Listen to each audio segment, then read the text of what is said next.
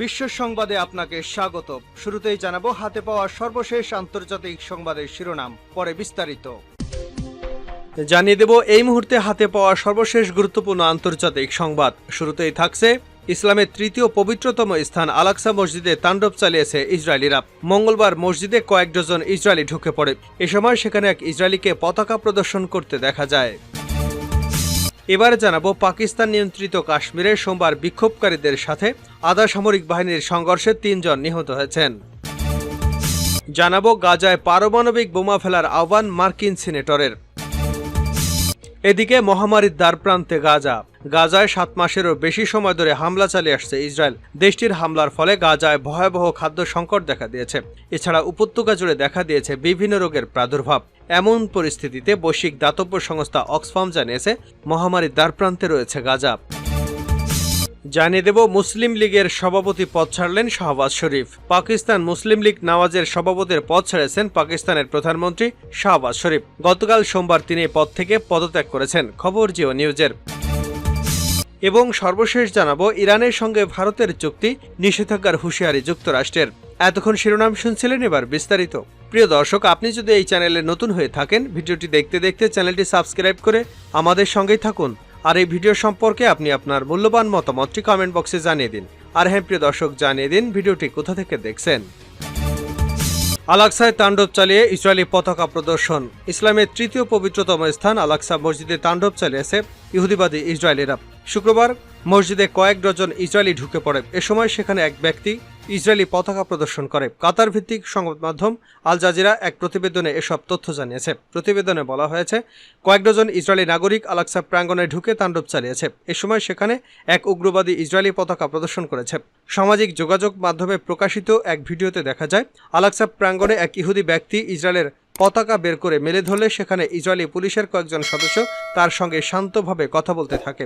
পুলিশের সঙ্গে কথা বলার সময় ওই ব্যক্তি কিছুক্ষণ পতাকা প্রদর্শন করে এবং তা পরে গুটিয়ে নেয় এবং মসজিদ প্রাঙ্গণের একদিক থেকে অন্যদিকে চলে যায়। ইসরায়েলের এই পতাকাটি পবিত্র স্থানটির সঙ্গে ইহুদিদের সংযোগ বাড়াতে বিয়াদেনু র্যালি প্রদর্শন করা হয়েছে। বিয়াদেনু ইহুদি গোষ্ঠীর, যারা আল আকসার নিয়ন্ত্রণ নিতে চায়।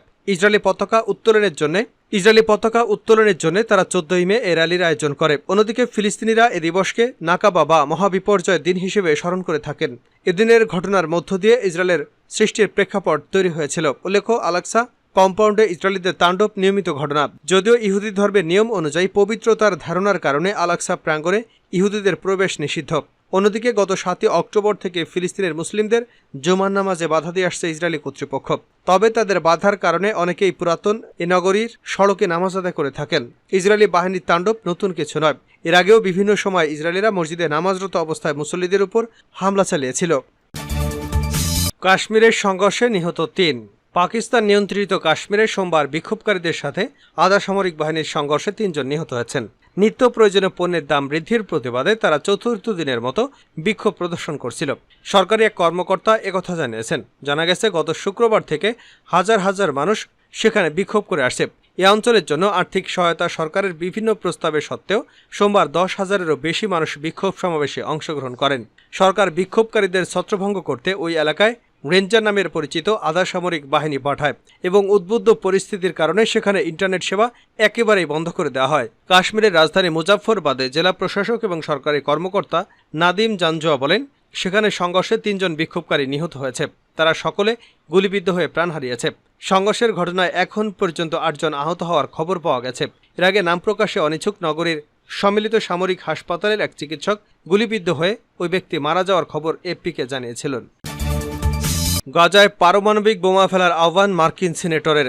দ্বিতীয় বিশ্বযুদ্ধ শেষ করতে জাপানের হিরোশিমা ও নাগাসাকিতে 2টি পারমাণবিক বোমার বিস্ফোরণ ঘটিয়েছিল মার্কিন যুক্তরাষ্ট্র। গাজায় এই ঘটনার পুনরাবৃত্তি ঘটানোর আহ্বান জানিয়ে ইসরায়েলকে যা কিছু করার করতে বলেছে ইসরায়েলের কট্টর সমর্থক মার্কিন সিনেটর লিন্ডসে গ্রাহাম। সোমবার আনাদোলু নিউজ এজেন্সির এক প্রতিবেদনে এ তথ্য জানানো হয়েছে। প্রতিবেদনে বলা হয়, রোববার মার্কিন সম্প্রচার মাধ্যম এনবিসির মিট দ্য প্রেস অনুষ্ঠানে দেওয়া এক সাক্ষাৎকারে লিন্ডসে গ্রাহাম বলেন, জার্মানি ও জাপানের সাথে লড়াই করে পল হারবারের পর জাতি হিসেবে আমরা যখন ধ্বংসের মুখোমুখি হয়েছিলাম, তখন আমরা হিরোশিমা এবং নাগাসাকিতে বোমা ফেলে যুদ্ধ শেষ করবার সিদ্ধান্ত নিয়েছিলাম। সেটি সঠিক সিদ্ধান্ত ছিল। তাই ইসরায়েল যেন যুদ্ধ শেষ করতে পারে, সেজন্য তাদেরকে প্রয়োজনে বোমা দেওয়া উচিত। তারা হারতে পারে না। ইসরায়েলের কট্টর সমর্থক লিন্ডসে গ্রাহাম গাজার দক্ষিণাঞ্চলের শহর রাফায় ইসরায়েলি সামরিক অভিযানের বিরোধিতা করে অস্ত্র সরবরাহ রুখে দেওয়ায় বাইডেন প্রশাসনের বিরুদ্ধে তীব্র সমালোচনা করেছেন। এ সময় এনবিসির উপস্থাপক ক্রিস্টেন ওয়াকার গ্রাহামের কাছে জানতে চান 1980-র দশকে লেবানন যুদ্ধে ইসরায়েলে অস্ত্র সরবরাহ থেকে বিরত ছিল ডোনাল্ড রিগেনের প্রশাসন। সে বিষয়টি ঠিক বলে মানলেও বাইডেনের প্রশাসনের সিদ্ধান্ত কেন ঠিক মনে করছেন না। এ সময় সিনেটর গ্রাহাম আবার দ্বিতীয় বিশ্বযুদ্ধের কথা তোলেন।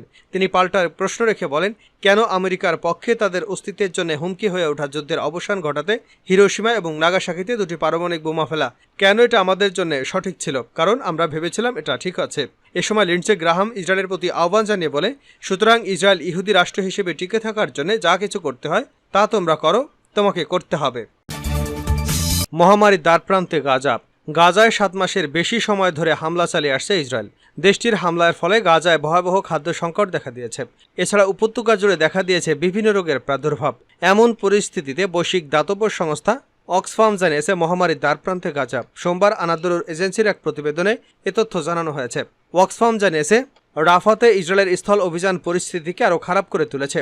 বর্তমান গাজা উপত্যকাকে তারা মারাত্মক মহামারী প্রাদুর্ভাবের দ্বারপ্রান্তে ঠেলে দিয়েছে। সংস্থাটির এক বিবৃতিতে বলা হয়েছে, ইসরায়েলি বাহিনীর হামলায় গাজার পানি এবং স্যানিটেশন অবকাঠামো ধ্বংস হয়ে গেছে। এছাড়া তাঁবুর বসতিতে অতিরিক্ত ভিড়, অপুষ্টি এবং গরমের কারণে ফিলিস্তিনিদের মধ্যে মহামারীর প্রাদুর্ভাবের মারাত্মক ঝুঁকি দেখা দিয়েছে। বিবৃতিতে আরও বলা হয়েছে, রাফাতে ইসরায়েলি আগ্রাসনের কারণে ইতিমধ্যে 3.5 লাখ মানুষ আশ্রয়কেন্দ্রে এবং শিবিরে পালিয়ে যেতে বাধ্য হয়েছেন। এছাড়া সীমান্ত ক্রসিং বন্ধ হয়ে যাওয়ায় খাদ্য ও জ্বালানি সংকটের তীব্র সংকট দেখা দিয়েছে। অক্সফামের কর্মীরা বলেছেন, গাজায় মানবসৃষ্ট বর্জ্যের স্তূপ ছড়িয়ে ছিটিয়ে রয়েছে। এছাড়া সেখানকার মানুষ নোংরা পানি পান করছেন এবং শিশুদের নর্দমার পোকামাকড়ে কামড়াচ্ছে। ফলে হেপাটাইটিস বা কলেরা সহ মহামারীর আশঙ্কা বহুগুণে বাড়ছে। রাফাতে ইসরায়েলি আগ্রাসনের ফলে এই পরিস্থিতির আরও অবনতি হয়েছে। সংস্থাটির মধ্যপ্রাচ্যের পরিচালক সালি আবি খলিল বলেন, রাফা সীমান্তে ইসরায়েলের হামলার পরিণতি ভয়াবহ হতে পারে, কেননা এটি কেবল বেসামরিক লোকদের হতাহতের আশঙ্কা সৃষ্টি করবে না, বরং এর ফলে বিপুল সংখ্যক লোককে সেখান থেকে সরে আসতে বাধ্য করা হবে। ইরানের সঙ্গে ভারতের চুক্তি নিষেধাজ্ঞার হুঁশিয়ারি যুক্তরাষ্ট্রের। ইরানের সঙ্গে সোমবার একটি ঐতিহাসিক চুক্তি স্বাক্ষর করেছে ভারত। এই চুক্তির মাধ্যমে ইরানের চাবাহার বন্দর পরিচালনার দায়িত্ব 10 বছরের জন্য নিজের কাঁধে তুলে নিচ্ছে ভারত। এতেই নিষেধাজ্ঞার হুঁশিয়ারি দিয়েছে যুক্তরাষ্ট্র। জানা গেছে, সোমবার ইরানে গিয়ে চাবাহার বন্দর নিয়ে ঐতিহাসিক চুক্তি স্বাক্ষর করেন ভারতের কেন্দ্রীয় মন্ত্রী সর্বানন্দ সোনোয়াল। এরপর বিষয়টি নিয়ে মুখ খোলে ওয়াশিংটন। বেদান্ত প্যাটেল বলেন, চাবাহার বন্দর নিয়ে ভারত ও ইরানের মধ্যে যে চুক্তি হয়েছে সেই বিষয়ে আমরা অবগত। ভারতের পররাষ্ট্রনীতির বিষয়ে আমাদের কিছু বলার নেই, তবে ইরানের সঙ্গে চাবাহার বন্দর নিয়ে তাদের সেই চুক্তি দুই দেশের দ্বিপাক্ষিক সম্পর্কের আওতায় পড়ে। ইরানের উপর মার্কিন নিষেধাজ্ঞা জারি আছে এবং তা জারি থাকবে। এরপর তিনি বলেন, কেউ যদি ইরানের সঙ্গে ব্যবসা বাণিজ্য করার কথা ভাবেন তাহলে তাদের উপরেও নিষেধাজ্ঞা আরোপ করা হতে পারে। সেই কথাটা যেন তারা মনে রাখেন। এর আগে রাশিয়ার কাছ